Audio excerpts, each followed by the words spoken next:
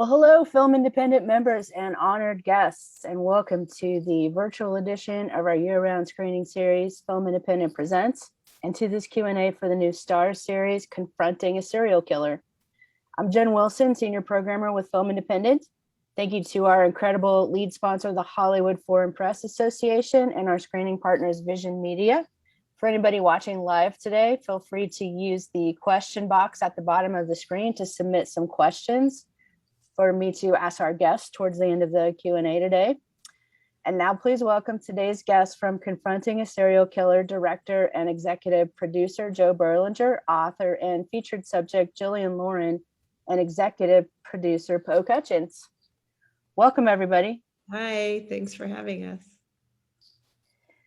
I have to say, I think that looking at everybody's IMDb resumes, I think that the collective knowledge on this Zoom call about serial killers might fill Dodger Stadium.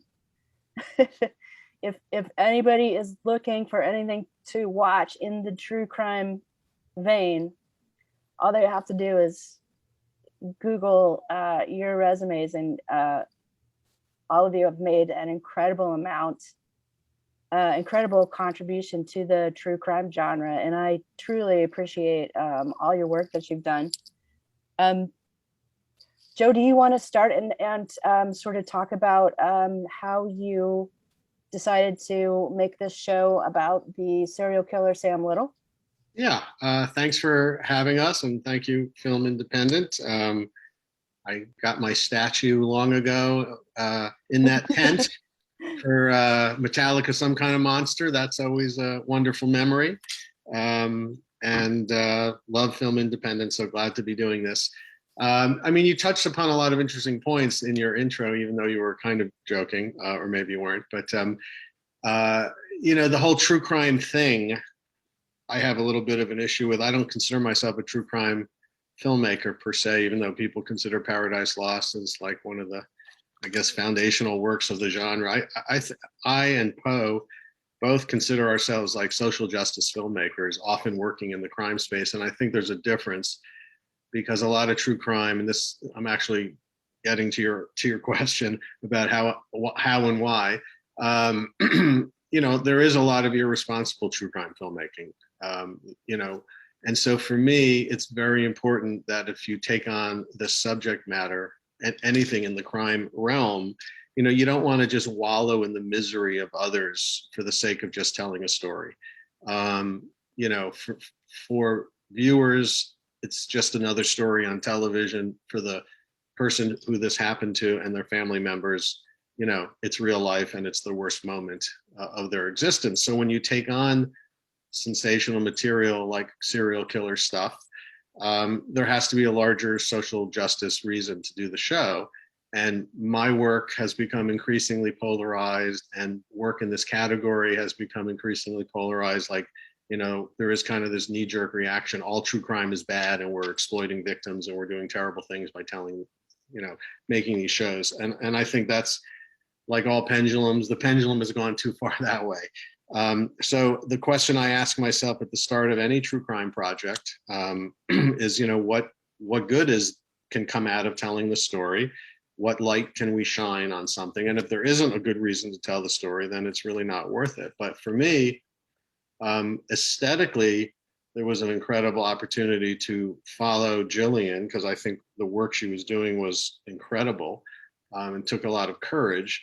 And so I saw a way to make a really compelling series from a filmmaking standpoint, but then what's the larger reason? What's the takeaway? And that has to be there in equal measure. And for me, and for all of us who worked on this, and for anyone who sees it, it's like the most glaring example of what, we know we are in this profound moment of cultural awakening because of George Floyd and Me Too, and we are much more aware of the systemic biases against women and women of color in particular, and the baked-in racism in our criminal justice system. But I don't think people really think that also applies to victims, and victims of crime there's the same set of biases that exist. And these victims, Samuel Little got away with 4 decades of murder with impunity because he preyed upon marginalized communities that, he counted on the fact that people probably wouldn't get all riled up if a body was found, and that to me is, every victim needs to be treated equally. Every crime needs to be as vigorously investigated, whether it's a, college student at some prestigious Northeastern university, or California University, of course, or a sex worker found in some back alley who's been disposed of. I mean, and so that's the fact that this guy got away for so long. He was in the hands of law enforcement. His rap sheet's a mile long. It just was unconscionable to me that, and it's such a great example of the problems of bias in our justice system. So it reminds me of a conversation I was fortunate enough to have with Hilda Nilsson, who is one of Sam's only surviving victims. She passed away recently of cancer. May her name be as a blessing. And it was one of the most fascinating conversations I had in my life. And she said, how many times do I have to be put on trial for being a victim? Like, how come he gets the presumption of innocence and I automatically don't? And it's based on who I am and what I look like and what my past is and what drugs I've done. So, Jillian, you talked about this a little bit at the top of the show, but do you want to just talk again about what was it that inspired you to reach out to Sam Little and start writing this book about him? I was researching an entirely different story, and I was speaking to this famous homicide detective in LA named Mitzi Roberts. And I asked her what case she was most proud of in her career. And she said, I'm proud of them all, but I did catch this serial killer once. That was pretty cool. And I said, well, we really buried the lead here. And she said, I'm not the one doing the questions. So I went home and I researched it, and it looked like a much underreported case to me. And also she had told me she suspected him of many more crimes across the country and just couldn't stir up interest about it due to the marginalized status of his victims. And so that with basic impunity, he just cut a swath of crime through this country for 60 years, really. And for 40 years of them, he was murdering. So, they talk about this incredibly long rap sheet that he had and the way that he was able to evade justice for so long, even though he was, put on trial a few times for killing. For any of you, what are the reasons that he was so hard to incarcerate? Oh, if you want to, since No, go ahead. You go. You were jumping. Yeah. No. Just you hadn't talked. Well, the truth of the matter is he was in the hands of law enforcement every other week or every week, but that was for mostly smaller crimes or property crimes, sometimes assault. He did get, arrested and had some brush because of some physical assaults towards women and attempted rapes and rapes or things like that. The murder thing was one time in Gainesville.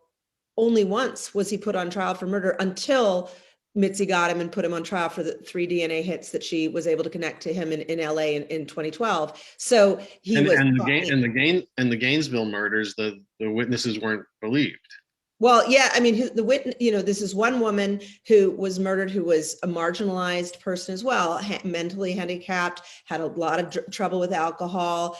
And she was talked badly about, even by the prosecutor at the time in the paper, sort of, smeared her and her capacity and who she was and how she acted. And the people who saw her get in a car with somebody who fit the exact description of the car and everything were from the bar, and they were called, unreliable witnesses.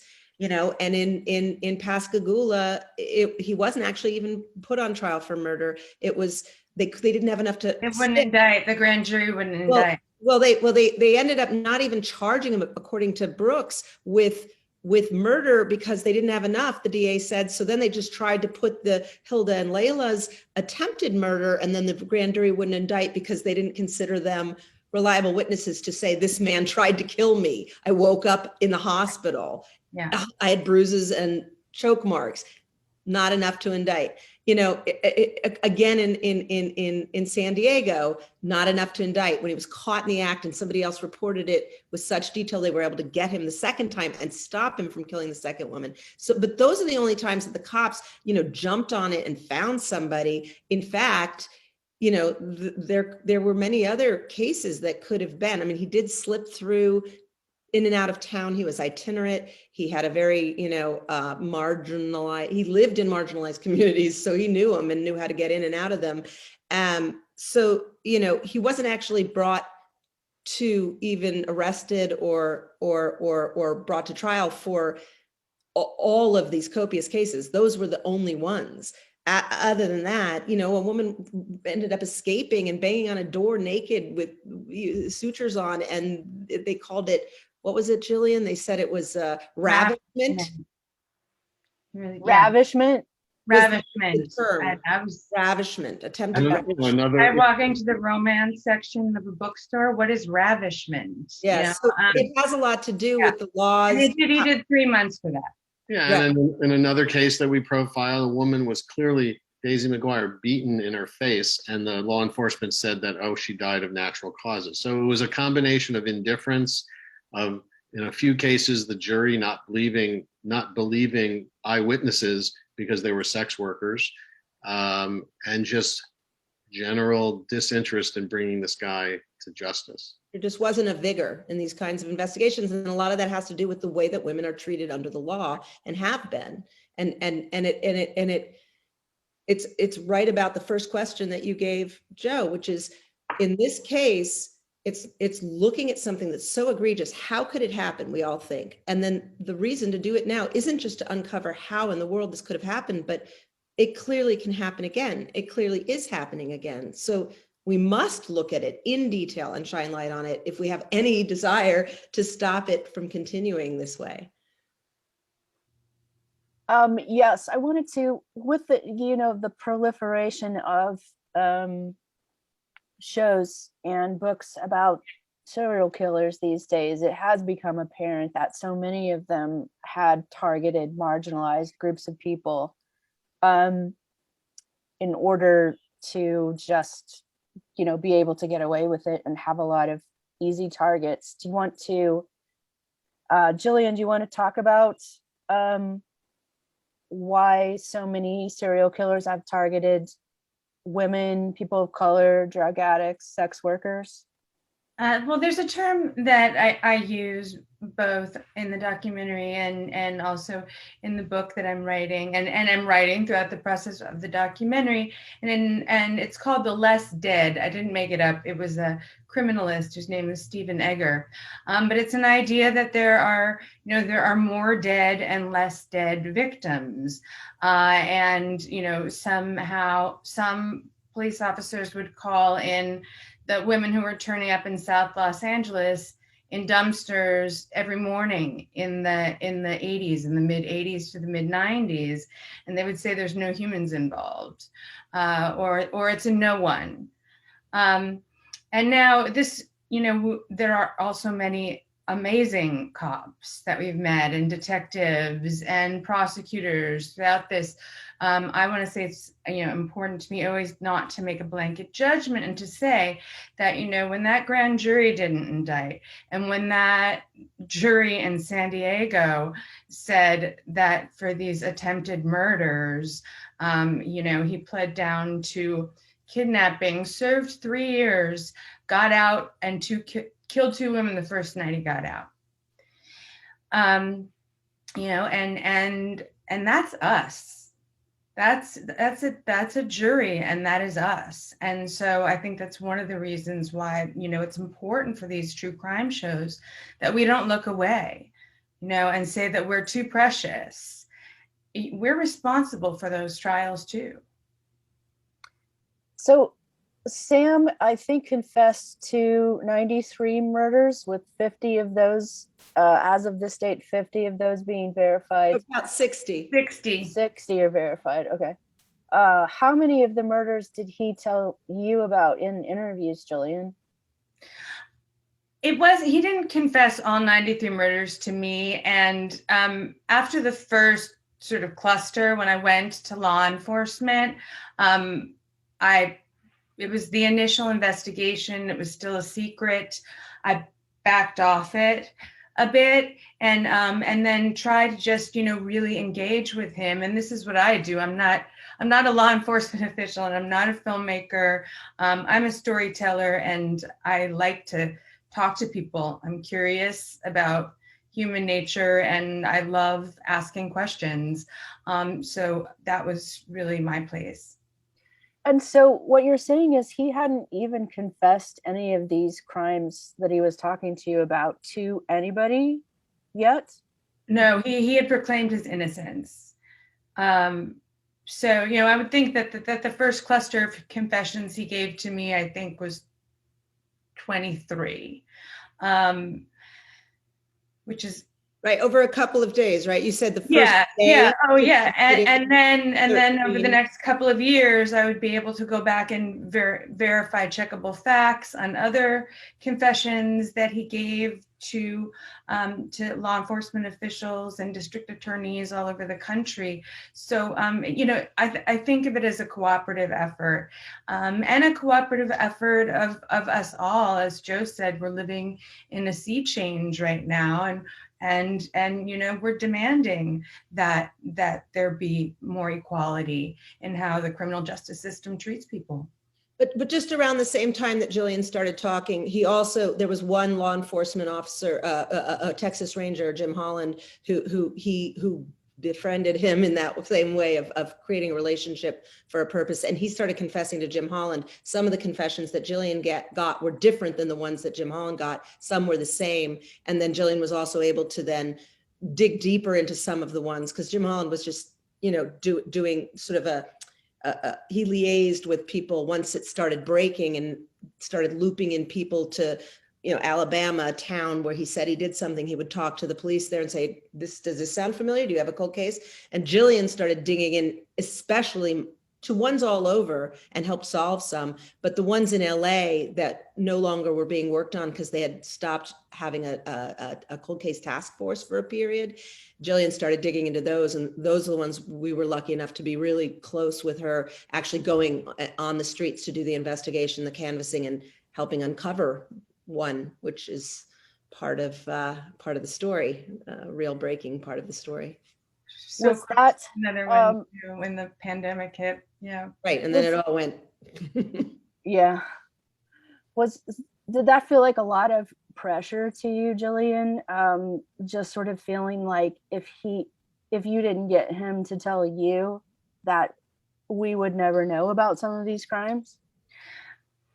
I think that, yes, absolutely. I felt more pressure to keep him human as much as possible, because as long as he was sort of able to connect with people, they would be getting more checkable facts, they would be getting better confessions, and I, for whatever reason, could talk to him, or I could talk him down, or I could kid around with him in ways that other people could. I had like creative ways of getting odd details out of him or keeping him anchored. So I was helpful in that way, because I think it comes from me being a survivor of domestic violence myself. It gives me a sort of grit that I can, I could sit a foot away from this man and look him in the eye and hear this stuff. One of the most fascinating things about this show to me is that its structure is quite a bit different than a lot of other shows like this, in that you're at the center of it, Jillian. Joe, do you want to talk about just sort of like formulating this idea at putting Jillian in the center and then sort of revealing the crimes of Yeah. Sam through her. Yeah, I mean, it was a very challenging structure because the chronology of Sam's story is complicated. The fact that, for example, he was, the whole reason Jillian was able to go speak to him was that he was in prison in Los Angeles County because of some murders in the 90s that that using cold case DNA technology were solved in 2012 or around 2012, and he was incarcerated in 2014. And the story actually starts in the early 70s, and so there was a lot of chronological hoops to jump through that just structurally were challenging to think through. But my personal filmmaking philosophy has always been, and I'm not the only one, is that you can't just make a thesis film or a thesis TV series. I mean, this show was made because we wanted to shine a light on systemic problems within the criminal justice system, but you can't just create a thesis. No one will watch it. And so I always like to, tackle universal themes that have some kind of social commentary through the actions of an individual that you can, hook your narrative wagon to. And so the present tense of Jillian writing her book, which in and of itself is a challenge because, the actual act of writing is not the most exciting thing. So how do you bring that to life? How do you bring writing to life? So we have these writing sequences. I cried a lot. I mean,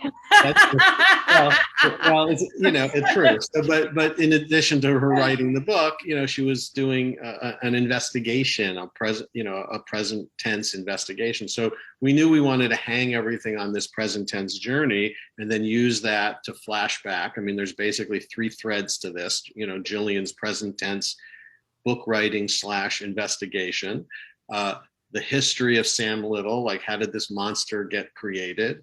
And then, the victim story. And that was so important for this show to be a very victim focused show. So we highlight, a number of victims and bring, closure to those stories, although closure is obviously a terrible word for victims of crime. It just allows them to move on to the next chapter with the knowledge of what happened to their loved ones, not quite closure from an emotional standpoint. So yeah, it was a very challenging structure, and Po and I kind of thought about a couple of different ways of doing it. But I struggled in the edit room. Yeah, in the virtual edit room, that's the other amazing thing about the show. I mean, on the one hand, we were lucky that we had gotten most of the footage in the can before the lockdown, but this show was edited and post-produced, and even some pickup interviews and the recreations, some of the recreations all were shot under the lockdown. So this was the first show where I had to learn how to do all these things remotely, even color correcting, mixing. My favorite moment of doing a television show, of doing any film or show or documentary or feature, my favorite moment is like walking into the color correct, online and mixing suites and just like knowing you're all done and putting your feet up on the counter and there's a big, beautiful monitor in front of you and you tweak everything to perfection. But we couldn't do, and there's a spirit of camaraderie because you're with your collaborators, you're finally done, you're posting but we didn't do it that way. We had to do all this stuff remotely, which was challenging. But from a structural standpoint, there were 3 intersecting threads, and we felt the present tense of Jillian's journey was the way to tell that story. And her point of view is really appropriate here because she had this connection herself. Not only is she actually writing about it, so there is a real journey that she's taking, and she has a foot in it because she's working with the killer and she's helping the law enforcement. But she also has a connection that originally drew her to it beyond an interest in crime novels as a child. She recognized with strangulation, with abuse, with sex work, with all those things, part of her own history that made her feel very, very close to where these women walked. And so it was a very appropriate point of view to do an overlay. Although, of course, when we're with the victims' families and the detectives, you know, they are telling us their story and narrating it. But the overlay and the weave through, you know, it felt very appropriate when I learned about it and was talking to Joe about doing this. It just made it, you know, it was very exciting, the prospect of figuring out the puzzle of how to make this work. And also, I should say, you know, I actually have hired a lot of women over the years. I'm a big proponent of women showrunners. In fact, if you look at my IMDb page, I don't have to prove that I hire lots of women. You'll see that lots of women populate my shows. But in this particular instance, I felt it was really essential to hire a female filmmaker to work with. You know, I needed that female point of view that Po has. Po is, you know, a fellow disciple of the verite tradition, you know, which where I come from, and you know, I just wanted that female point of view, and also I wanted the victims. You know, these are sexual assaults that happen to women, and I just felt like the survivors, you know, the surviving victims and the female family members of victims, you know, would be more comfortable having a female to confide in. So. Anyway, that's why I partnered with Po on this. I also always want to say that Sam had victims who were trans women too, and that the transgender community of color is at the most danger statistically of this kind of violence. And some of that has to do with them being misgendered, and much of it has to do with it being dismissed. And certainly when Sam was murdering, it was illegal to be transgender in Miami. Wow. Thank you for bringing that up. I had no idea that he had murder victims that were trans. Mm-hmm. And you know, I think we look at all these pictures and they're all women, and they are all women. But there is a particular kind of way that this misgendering can make it even harder to identify cold cases. And so I always like to point that out, because I hope that people will be calling the FBI tip line. I hope that people will be recognizing pictures and reaching out the more visibility this case gets. And I just mentioned, just to connect to that, the challenge of this, which people don't really get, oh, the guy confessed, what's the problem? You can go, he confessed to a crime that was from his point of view. So he doesn't know their names, barely ever, a nickname, maybe a first name. He mostly didn't know them, had picked them up. If he did know them, it was brief. He would remember really specific details where they can be sure it was him, but he won't. He'll mistake the street corner or what year it was or what month it was. Sometimes he'll have driven a certain amount and he'll think he went north and he actually went south. That's what happened with the case that we get really deep in the woods investigating with Jillian. Was just he took a left turn and went 10 miles without noticing it because he was in his fog of his killing fog. And so. Okay, sorry. Anyway, but my point being that in these cases, sometimes you have to find a missing persons that's gone, and then you match it to a woman a body that was found that never got identified, or got identified, but then it doesn't match his. And in the case of a trans person, the missing persons, if it even was filed, because many of these people are so estranged, right, would have been maybe for a man, because so it just gets that complicated. And that's part of what he bet on, preying on people that would just be not looked for, or if looked for, hard to find, or ignored by other forces, like if their family was trying, the law enforcement wouldn't, or the juries. So it's this whole tangle.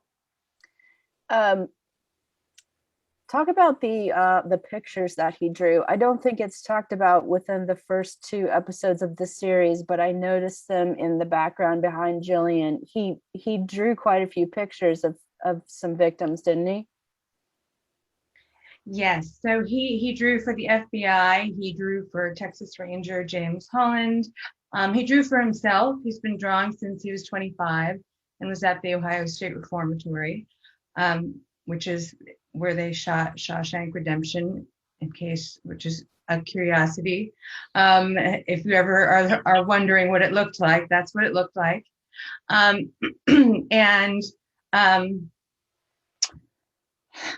I forgot the question. But, Oh, I'll his throw it to you, pictures. but it actually ended up as part. It was to innate. He had this artistic ability, but The art.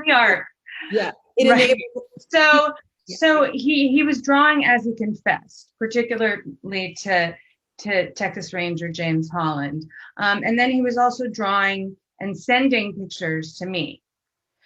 And there are a few others floating around too.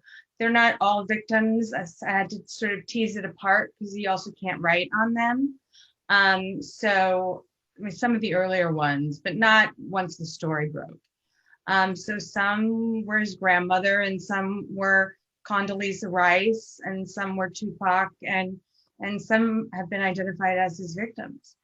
And the FBI and the thing that, you know, as Jillian says in the show, the thing that's so amazing about it is that, you know, he does have some artistic talent, and that kind of art and the ability to draw requires a great attention to detail and observation, and then to just snuff that life out. That same person just wouldn't even, not only think, I mean, he gets sexual gratification by strangling women with his bare hands. You know, women that he was, you know, he recalls with enough detail that years later he can do a drawing. It was, you know, utterly horrifyingly fascinating. Yeah, I mean, it's an interesting question for a filmmaker too, you know, in terms of gaze and lens, you know, at like, how does he find them so fascinating and so memorable 40 years later? Some that are, if you see their picture next to them, they're, you know, they're crudely drawn, but pick up something important that has been really helpful to law enforcement. So how do you both like behold somebody and then also throw them away? Right, you discard them. You're fascinated enough to take note of those details that will last that long and be able to render it, and yet just toss them away. As she said, you erase them. So he's drawing what he erased. And I just want to mention, to make clear, because you know, we're inside baseball, those portraits have been used to help identify the victims. When you don't know who the person is and you don't even have a name, they would put that up with the details he gave, and that often would have somebody able to respond and say, that looks like my Aunt Jenny who disappeared, da, da, da. And so they've been incredibly useful for law enforcement. And the FBI has been very diligent about, you know, really reaching out to the public. And I think that, you know, it's going to be that kind of communication between the public and law enforcement that is going to help some inroads be made for the remaining things. Okay, well, I have one more question for Jillian, and then we're going to take some questions from our members. In one of the recordings, Jillian, Sam says, "You will be with me forever, whether you want to or not." I'm curious, what was your reaction to that? And do you think that's how he views all of his victims, that they're with him forever? It is. I mean, he has a few different little fantasy houses he puts us in. You know, I'm a sultan in a palace. I mean, he has very elaborate fantasies. He has, and yes, he believes all of his victims are his babies. He owns them all, and we're all going to be with him in heaven, because the minute he committed a crime, he was forgiven, just by virtue of asking for it. Forgiveness, not asking for it, asking for forgiveness. So when he died, of course, you know, there were a few nights where I was like creeped out. But I always, every time I walked out of that prison, I just said, you know, I would just do what my grandmother would do. I just go, you know, you have no power here, be gone. Oh, she didn't say that part. That was the Wizard of Oz, but. Okay, first question. I really love the episodes. What are you all working on next? Jillian, when does your book actually come out? Well, we are back and forth on those final edits. So, you know, you will know as soon as we have a release date. Okay. It is a massive story.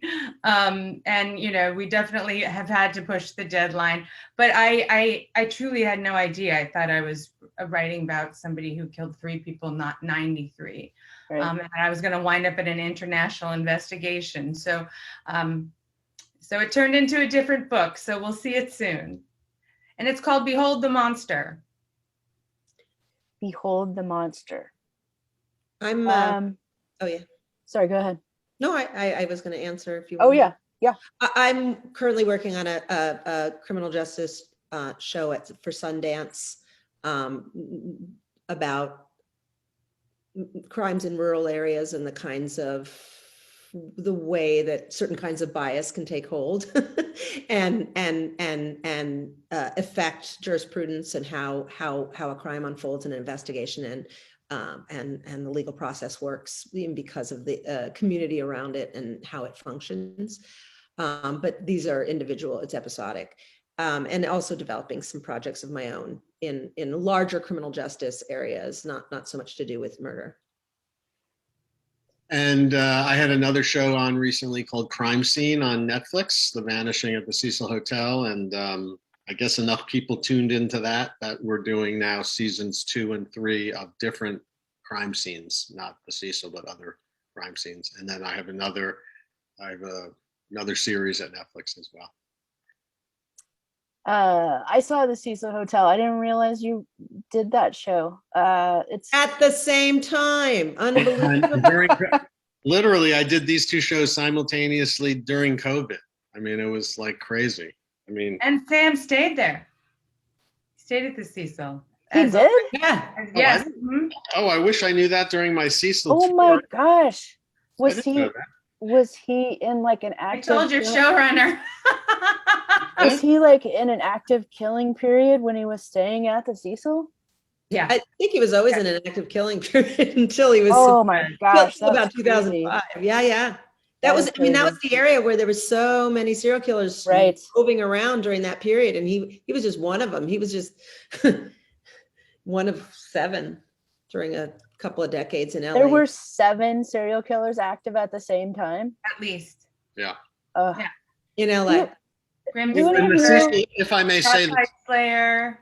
If I may say, the Cecil, the reaction to the Cecil is exactly, it's just, true crime has become so polarizing. You know, I mean, an awful lot of people saw that show. A mind-boggling number of people saw that show, and obviously enjoyed it because the statistics are it was completed. You know, Netflix measures the completion rate. You know, so everyone watched. A lot of people watched the show.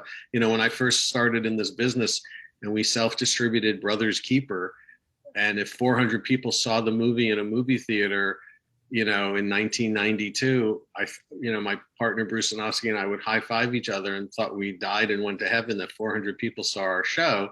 A lot of people saw the Cecil. A lot of people enjoyed it. But if you look at the press, it's like anything true crime, the reviewers have no empathy or understanding for what you're attempting to achieve. Now, I don't expect every reviewer to like my work, but at least have a little empathy and understanding of what you're trying to pull off. And this genre just seems to attract now just like complete dismissal, or, you know, it's insane. Like, should we not make shows about crime? I mean, it's part of the human condition. It's like saying, well, let's not make shows about greed or ambition or love. It's who we are. There is crime is a big factor. So I'm saying this because it's fellow filmmakers who are presumably listening. It's just criticism has become very strange in general, and in particular in this category. It was the first press question when we did the international press. They all wanted to know, why more Americans and why are you guys so obsessed? But Joe points out the Pulp Fiction and Raymond Chandler and the massive commerce was wrapped around churning out comic books and novels during era, yeah. Periods. But additionally, Shakespeare wrote about murder, the Bible, Cain and Abel, if you Crime and Punishment. Everything is about, Camus and the Stranger. I mean, that's what that's what Joe said. It's part of the base of human nature. It's the pathos and the drama. And of course we're obsessed with it because it's the extreme of everything we are, and looking at it one way rather than gratuitously. And I get a little irate, thinking, the honor we had to tell the stories of these people, and they write us back when after we're done, or if we give them a chance to screen it separately from the public, and they write us back and they tell us, thank you so much for telling this story this way. And it's such an honor to do that. And I myself, was a victim of sexual assault, and I care a lot about how this story is told, and there is a greater purpose to this. So, the idea that it gets swept into the irresponsible murder factory kind of gratuitous storytelling, there's always that in any subject. There's going to be the kind of mass-produced stuff, and then there's going to be carefully considered stuff. And, one would hope that it just gets judged on the nature of what's being done with it and how you're approaching it and how responsibly you're telling the story, rather than just like that genre's out. I'm gonna thank you so much to all three of you. I totally agree with that your approach to this subject matter was way different than a lot of shows, and I really appreciate it, because there is something unsettling about just the constant sort of like consuming products like this for entertainment. Is it okay? Can we be better at that? I'm wondering, for my last question, it's sort of a meta question. I read an article that said that they really believed that domestic violence is at the root of a lot of our problems right now, not only with serial killers, but with mass shootings. I'm wondering if you support that statement, if you believe that domestic violence is at the root of a lot of our societal problems right now. Yes, absolutely. I think there's a cycle of abuse. I think people who are the victims of abuse can become abusive. I think the victims of abuse can then accept abuse in their life because it's what they know. Absolutely. And again, cracking that open and shining light in it is the only way to start really, really addressing it. And it is an international thing. And one of the Q&A questions was asking me and Joe about our work outside of the US. And there is a fascination all over. Joe's shows more than mine, because he's got some big traveling shows, but mine as well do great numbers all over the world. So some of his shows have done just unfathomable numbers in recent years now that streaming's involved. And these issues are international, certainly. I grabbed that question, and I would love you guys to answer it, but I feel very strongly that ties in.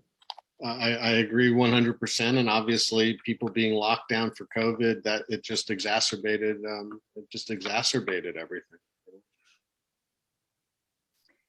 Well, thank you so much. I have a million more questions that I wrote down for this that we have no time for, because it's just watching because we were long-winded.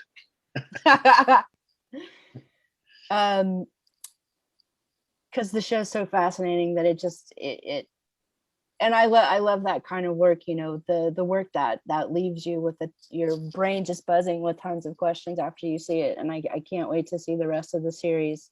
When does this air on Starz? It's this Sunday. I hope I'm right if I say 9 p.m. Is it 9 p.m. on Sunday? I think it's 9 Eastern and Pacific. Then I heard 7 Central time. Central, yeah. Yeah, it's 7 Central. Hopefully 9 on the West Coast, but definitely 9 on the East Coast. It's available on the Starz app as well. And it's it drops an episode a week. One a week. Okay. How many episodes total? 5. Originally, you had asked me about structure. Originally, we had 6 episodes, but because of COVID, there was stuff that we couldn't film, some additional families, some additional investigation. So it was actually heartbreaking, because we had to lose some things that we really loved because we didn't have the end of them. Yeah. We shot the beginning of it, and it was big and important. Yeah. So it's an odd number of episodes, 5, because we lost one because of COVID. Unfortunately, it's a miracle this show got done. It was so hard to figure out how to do all this. I know everyone has, and lots of stuff got made, but we we jumped into it right at the start when no one really knew what was going on. So working under those conditions were a little interesting. Is there anything about filmmaking that's actually easier working on in lockdown? Well, it's funny. I mean, we could have a whole seminar on this. There's a couple of things that I actually won't go back and do. You know, I actually I actually had more FaceTime with my team because of Zooms than I normally would when I'm in the office and someone grabs me here, grabs me there. I mean, I tend to juggle multiple projects, and somebody comes into my office, grabs me, updates me, or but we figured out we needed to have regular weekly calls. And so I feel like I actually spent more time with the full team on the show, Zoom, than I would have in real life. We also did some pickup interviews where we were beamed in and not physically on set, and told the local crew how to set the shot and all that stuff. And in certain instances, I might do that again. I mean, this was for my other show for Cecil, but we had to do a pickup interview in Mexico when we couldn't travel to Mexico. Plus we couldn't travel, period, but especially not to Mexico at that time. And so I hired a local DP and a local production designer, and we got on, and they made the shot look exactly like we had shot in Los Angeles. And I defy anybody who looks at the show to know which pickup interview we did remotely. And it worked out fine. So there are times where, the expense of everyone loading up and going to Mexico for just one interview, I might do this in the future, shoot remotely for some stuff. But for the most part, filmmaking is very collaborative, human camaraderie thing, and I missed that whole experience of finishing the show with a group of people together. I mean, that was and working stuff out in the edit. I mean, it's great that everybody gets used to the fact that you can have some of these things be remote while you're working through certain things, scripting at home, that it's no longer, oh, you have to travel to the office while you're going to sit there and do this, or while your editor needs their time to do your notes. But there were many times where it was very frustrating for Joe and I, loving the edit, both of us, to not be in the same room, hashing it out. Well, let's try it this. And the ideas that start popping when you're all there viewing it together and then trying things together, that was a loss, right? Well, I thank all three of you so much. I feel lucky to be alive at a time when you're all working and able to see everything that you make. Good luck with this series, and good luck in general, just with life. By the way, I got a little chat in the side here that said that it's available midnight Sunday for April 18th on the Starz app. So as of Sunday midnight, you can get it on the app, and then on the channel itself, 9 p.m. Eastern and Pacific time on Starz. Oh, okay. And I want to interrupt very quickly and say, if you looked on IMDb sometime a week and a half ago, somebody hacked my account and put this a topless boxing show that I hosted on there, and that is not a thing that's true. And it has since been removed. So that wasn't me. I also just wanted to say, I want you to come back to us, Jen, and let us know once you've seen the whole 5. Yes. Cool. Well, any of you, please come back any day. I'd love to talk to any and all of you all the time. And also, Jillian, even if you had done a topless boxing show, I would still be completely fascinated with you. And actually, that is an interesting. I know. You should topless boxing. See the poster. It's really write it down. Something. He does box. I do box. Right. Yeah. Well, Joe, me and you. Joe's like, I gotta go. Let's go. Thanks, everybody. All right. Thanks all. Much appreciated.